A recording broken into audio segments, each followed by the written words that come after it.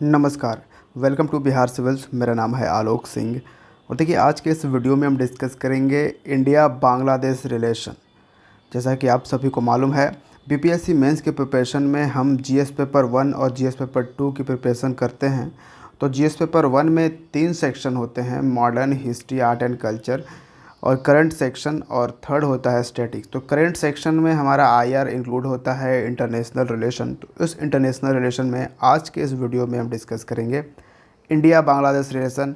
और ये रिलेशन हम डिस्कस करने के लिए हेल्प ले रहे हैं विज़न आईएएस का मैगज़ीन। बहुत ही इंपॉर्टेंट मैगज़ीन है, तो मैंने भी आपको ये रिकमेंड किया था ये सोर्सेस, ठीक है, जब मैं आपको बीपीएससी मेंस के प्रिपरेशन के लिए सोर्सेस बता रहा था। तो विज़न आईएएस का ये मंथली मैगज़ीन होता है और क्योंकि ये पूरा डिज़ाइन किया जाता है यूपीएससी प्रिपरेशन के लिए, तो इसमें काफ़ी सारे टॉपिक डिस्कस किए जाते हैं और काफ़ी बढ़िया तरीके से डिस्कस किए जाते हैं, ठीक है। लेकिन हम सारे टॉपिक्स तो डिस्कस नहीं करेंगे क्योंकि हमें अपना सिलेबस के अकॉर्डिंग कुछ इंपॉर्टेंट टॉपिक्स इसमें डिस्कस करने हैं, यानी बीपीएससी मेंस में जो टॉपिक्स पूछे जाते हैं उन सब टॉपिक्स हम डिस्कस करने वाले हैं। और आज के वीडियो का टॉपिक है इंडिया बांग्लादेश रिलेशन।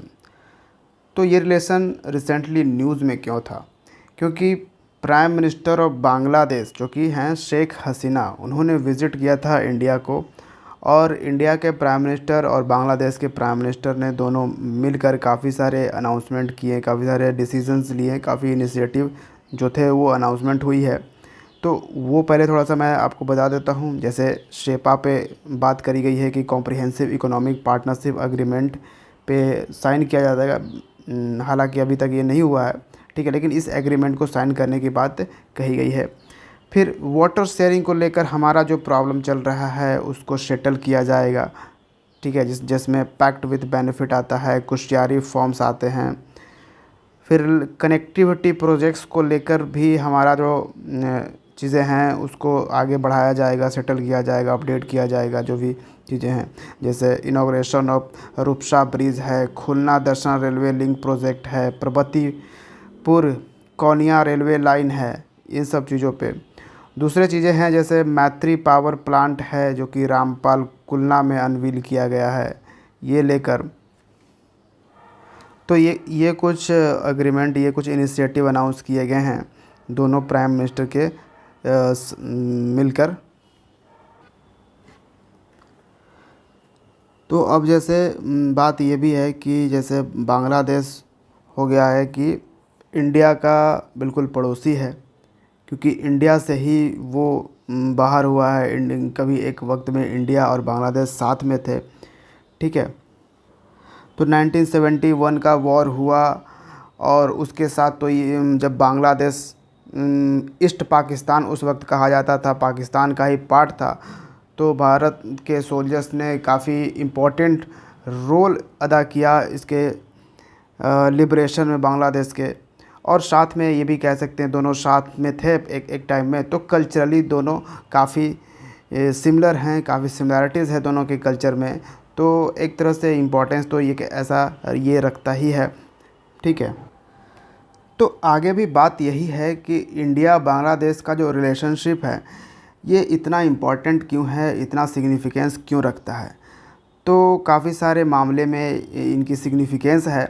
जैसे आप कह सकते हो इकोनॉमिक एंड कमर्शियल पर्सपेक्टिव से बात करें तो जो पॉलिटिकल सिग्निफिकेंस है, कनेक्टिविटी के पर्सपेक्टिव से भी हमारा सिग्निफिकेंस है दोनों के रिलेशन का। फिर सिक्योरिटी के पर्सपेक्टिव से भी एक दूसरे का काफ़ी इम्पोर्टेंट ये रिलेशनशिप है। फिर चाइना को अगर बैलेंस करना है तो ये हमारा रिलेशनशिप बढ़िया रखना होगा। इकोनॉमिक एंड कमर्शियल पर्सपेक्टिव की अगर हम बात करें तो बांग्लादेश है भारत का सबसे बड़ा ट्रेड पार्टनर साउथ एशिया में, ठीक है। जैसा कि आपको पता होगा, बांग्लादेश हो, इंडिया हो, श्रीलंका हो, ये सब कंट्रीज़ जो हैं वो साउथ एशिया में आते हैं। और बांग्लादेश है ना कि ब्रीज की तरह काम करता है, ठीक है। क्या ब्रीज की तरह काम करता है? अगर हम साउथ ईस्ट एशिया से अपना ट्रेड बढ़ाना चाहते हैं, अपना कॉपरेशन बढ़ाना चाहते हैं, तो ये बांग्लादेश ही ब्रिज की तरह काम करेगा। साउथ ईस्ट एशिया में जैसे वियतनाम आ गया, मलेशिया आ गया, इंडोनेशिया आ गया। तो ये सब कंट्रीज़ से के साथ अगर हमें ट्रेड करना है तो ये एक क्या है कि साउथ ईस्ट एशिया में ब्रिज की तरह हमारा काम करने वाला है बांग्लादेश। तो ये इसका जियो पॉलिटिकल सिग्निफिकेंस है।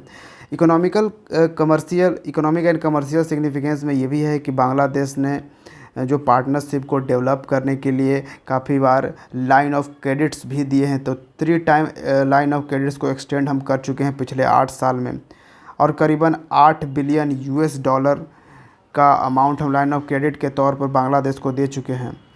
लाइन ऑफ क्रेडिट ऐसा क्रेडिट होता है, एक लोन होता है जो बहुत ही मिनिमम होता है, ठीक है, बहुत ही मिनिमम और बहुत ही आराम से चुका सकते हैं, ऐसा ये लोन दिया जाता है। और लाइन ऑफ क्रेडिट में एक चीज़ और होता है कि आप इसके थ्रू जो लाइन ऑफ क्रेडिट में आप लिए हो, तो आपको जो भी सामान की ज़रूरत है, जो भी चीज़ों की ज़रूरत है, वो आप हमारे कंट्री से ही परचेज कर लो, ठीक है। लाइन ऑफ क्रेडिट इसलिए ही दिया जाता है। और जियो पॉलिटिकली इम्पोर्टेंस तो है क्योंकि जियो स्ट्रेटजिक लोकेशन पे लोकेटेड है बांग्लादेश, क्योंकि बे ऑफ बंगाल में लोकेटेड है, ठीक है। तो इस पर्सपेक्टिव से भी काफ़ी इम्पोर्टेंस रखता है। अब हम बात करें कनेक्टिविटी के लिए कि कनेक्टिविटी पर्सपेक्टिव से हमें कितना इम्पोर्टेंस क्यों रखता है, क्योंकि ये एक वर्ल्ड बैंक का एक बार रिपोर्ट आया था, उसमें कहा गया था कि अगर हम सिमलेट ट्रांसपोर्ट कनेक्टिविटी रखते हैं, यानी कि बॉर्डर से जो ट्रेड होता है, इंपोर्ट होता है, उसको काफ़ी इजी बना दें, एक्सेसिबल बना दें, तो जो इनकम है, नेशनल इनकम, वो 17% बांग्लादेश में बढ़ सकता है और 8% इंडिया में बढ़ सकता है, ये नेशनल इनकम, ठीक है। ये वर्ल्ड बैंक का ये कहना है था। अब कनेक्टिविटी में ये भी इम्पोर्टेंस है क्योंकि जो इंडिया का एक बहुत ही इम्पॉर्टेंट पार्ट हमारा नॉर्थ ईस्ट जो स्टेट्स आते हैं, उनसे कनेक्टिविटी इंक्रीज़ करनी है, ठीक है। यानी कि transit agreement with Bangladesh with पर socio economic development and integration of north east India, क्योंकि नॉर्थ ईस्ट इंडिया को अगर देखा, नॉर्थ ईस्ट स्टेट्स को अगर देखा जाए ना, तो इंडिया से बिल्कुल कट जाते हैं, ठीक है, क्योंकि बीच में ही बांग्लादेश आ जाता है, तो वो बिल्कुल ही कट जाते हैं।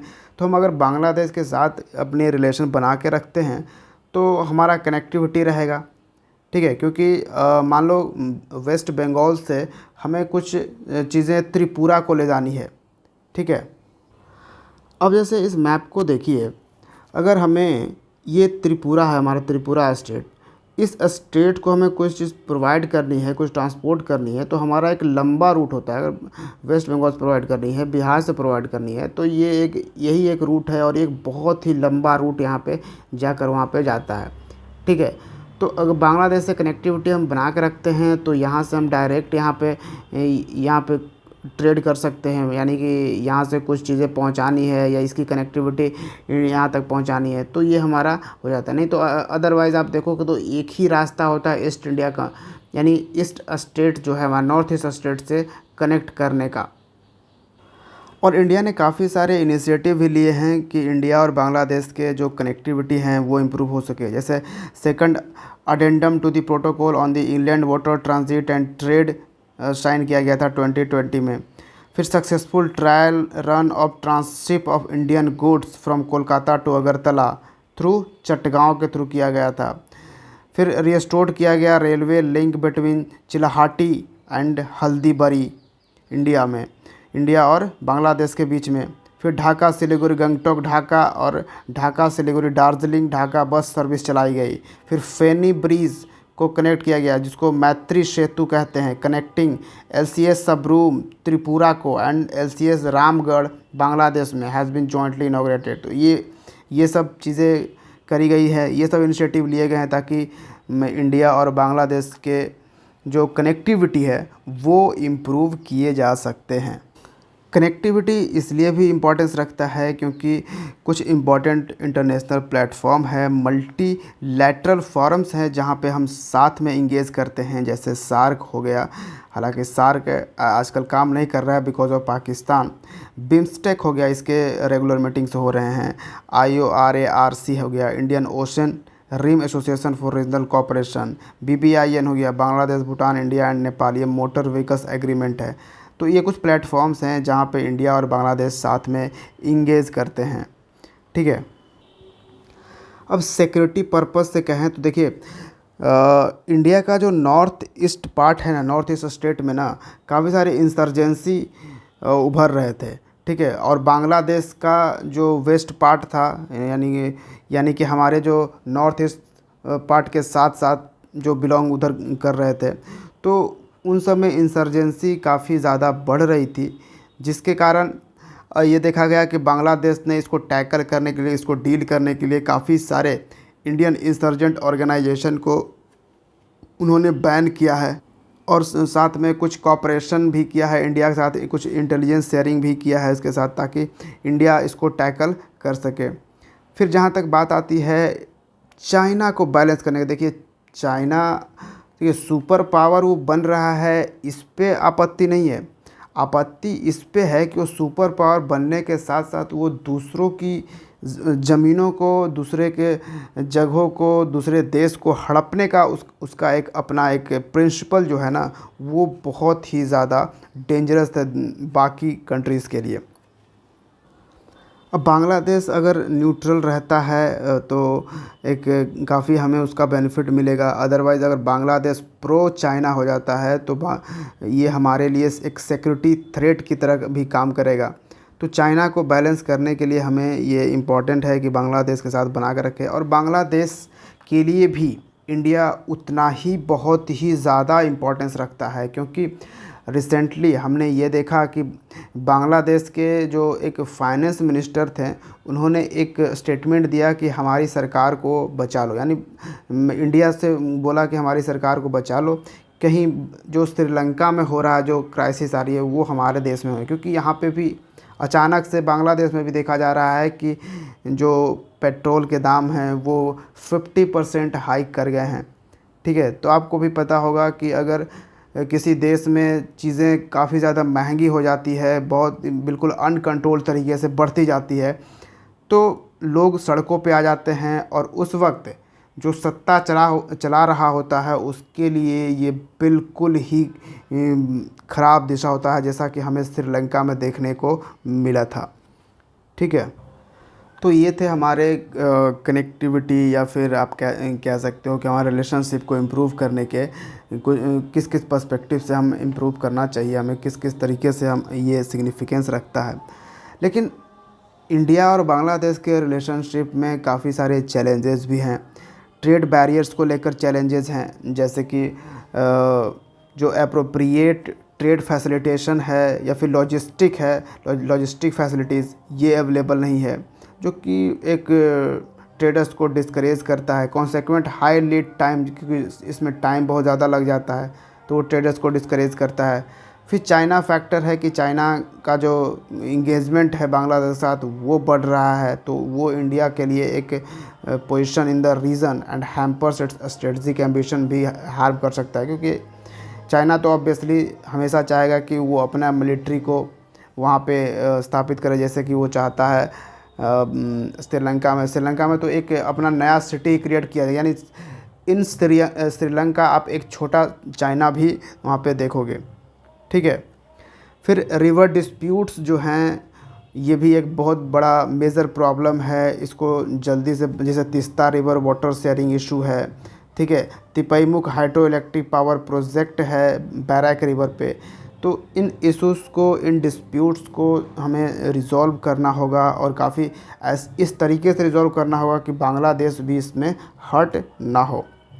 बॉर्डर मैनेजमेंट की बात करी जाए तो ये भी एक हमारे लिए चैलेंज है, क्योंकि बांग्लादेश के थ्रू काफ़ी टाइम हमने देखा है कि इलीगल माइग्रेशन होता है, स्मगलिंग होता है, ट्रांस बॉर्डर मूवमेंट में इंसर्जेंट्स यहाँ पे आ जाते हैं। फिर बांग्लादेश में एक रेडिकलाइजेशन हो जा रहा है, बहुत तेज़ी से वहाँ पे लोग रेडिकलाइज होते जा रहे हैं, जिसके कारण ये एक थ्रेट बन सकता है। क्योंकि देखिए, अगर जिस कंट्री में रेडिकलाइजेशन बढ़ जाता है, जैसा कि आप देख सकते हो पाकिस्तान में, पाकिस्तान का ही पार्ट था एक वक्त में बांग्लादेश, जो कि आज पाकिस्तान से ज़्यादा तेज़ी से ग्रो कर रहा है। ठीक है। लेकिन पाकिस्तान आज उतना तेज़ से नहीं ग्रो कर रहा, बल्कि और बैक जा रहा है, और वो 20 साल पीछे ही जा रहा है। क्यों? बिकॉज ऑफ रेडिकलाइजेशन, क्योंकि पाकिस्तान के लोगों को इतना रेडिकलाइज कर दिया गया है कि वो सब सिर्फ यही समझते हैं कि ये हम इंडिया हमारा दुश्मन है, चाहे कुछ भी कर दो, हम इंडिया से ट्रेड ना हो रहा है तो और भी बेटर है।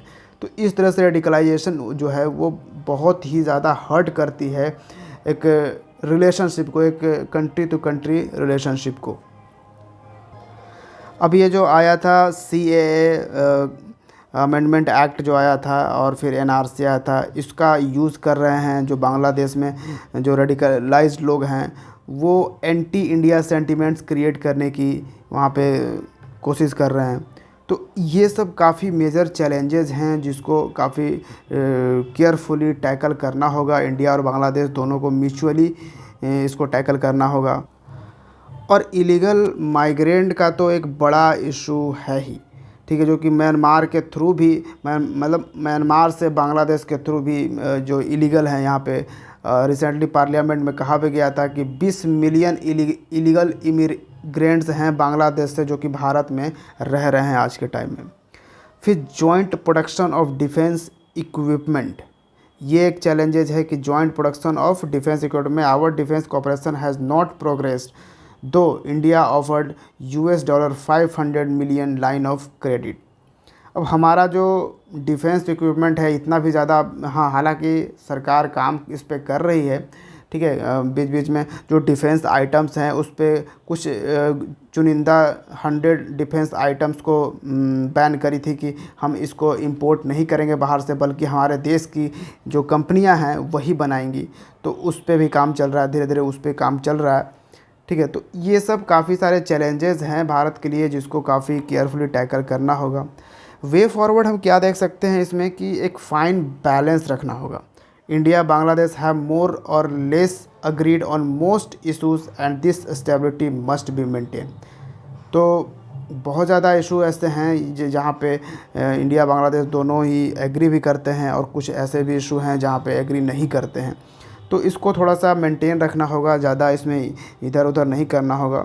फिर बांग्लादेश को भी क्वाड में इंक्लूड करने की कोशिश की जानी चाहिए ताकि इंडो पैसिफिक रीजन में हमारा एक बना रहे, हमको कंटेन कर सके। क्योंकि ये भी बात चली थी कि क्वाड प्लस बनाई जाएगी, जो क्वाड में 4 कंट्रीज़ हैं उसके साथ और भी कंट्रीज़ को यहाँ पे मेंबर बनने की सुविधा प्रदान की जाएगी। फिर encouraging people to people interaction जो है वो बढ़ानी चाहिए, क्योंकि देखिए जैसे अब वेस्ट बंगाल के लोग हैं और बांग्लादेश के लोग हैं, अब बंगालीज़ हैं, तो कल्चरली बहुत ही दोनों सिमिलर हैं। तो एक ये भी है कि सॉफ्ट पावर उस कंट्रीज़ में डेवलप होने चाहिए, पीपल टू पीपल इंटरेक्शन भी ज़रूरी है इसके लिए। फिर क्लाइमेट चेंज भी एक इम्पॉर्टेंट इश्यूज़ हो सकते हैं। क्लाइमेट चेंज के लिए हम एक दूसरे के साथ कोलैबोरेट कर सकें ताकि बे ऑफ बंगाल में जो भी बायोडाइवर्सिटी है उसको कंजर्व किया जाए। अब उसको हम कंजर्व करते हैं, अगर इंडिया कंजर्व करता है तो कहीं ना कहीं बांग्लादेश का भी एक ट्रस्ट बनेगा इंडिया पे, ठीक है। तो ये चीज़ भी हम देख सकते हैं। फिर जहाँ तक बात करें ट्रेड एंड इन्वेस्टमेंट की, तो काफ़ी सारे सेक्टर्स हैं जहाँ पे एक्सप्लोर किया जा सकता है, पोटेंशियल ऑफ एरिया जहाँ पे इन्वेस्ट करने के लिए, जैसे टेक्सटाइल्स हो गया, jute products, leather and footwear, APIs for pharmaceuticals, medical equipment, digital health, education and services, agri businesses, electronics, renewable energy. तो ये भारत भी इन्वेस्ट कर सकता है बांग्लादेश में इन सेक्टर में। और टेक्सटाइल्स में तो बांग्लादेश काफ़ी ज़्यादा ग्रो कर रहा है, आपको भी मालूम होगा। तो रिसेंटली हमने इंडिया बांग्लादेश के जो एग्रीमेंट हुए, जो इनिशिएटिव अनाउंस किए, वो उस पर हमने बात कर ली। इंडिया बांग्लादेश का रिलेशनशिप क्यों सिग्निफिकेंस रखता है उस पर बात की, क्या चैलेंजेज है दोनों के रिलेशंस के बीच में वो भी बात कर ली हमने। इसके वे फॉरवर्ड की बात कर ली कि आगे हम इसके क्या देख सकते हैं, ठीक है। तो ये था India Bangladesh relations. And obviously अगर आप इन चीज़ों को और भी ज़्यादा तरीके से जानते हैं, कुछ और भी चीज़ पॉइंट आप इसमें ऐड करना चाहते हैं तो उसको भी ऐड करिए। कोई ज़रूरी नहीं है कि जो मैगज़ीन्स में लिखा है हूबहू चीज़ें आप करिए, ठीक है। उसमें आप अपने तरीके से भी और भी चीज़ें थोड़ी बहुत रिसर्च करके आप उसमें ऐड कर सकते हैं और अपने राइटिंग प्रैक्टिस जारी रखिए। मैं बीच बीच में इसी तरह से आपको लाता रहूँगा ताकि आप कभी भी डिस्करेज ना हो, आप इनकरेज हो कि आप जो कर रहे हो बढ़िया कर रहे हो, ठीक है। सो मिलते हैं बिहार सिविल्स के दूसरे वीडियो में। Thank you for watching. जय हिंद।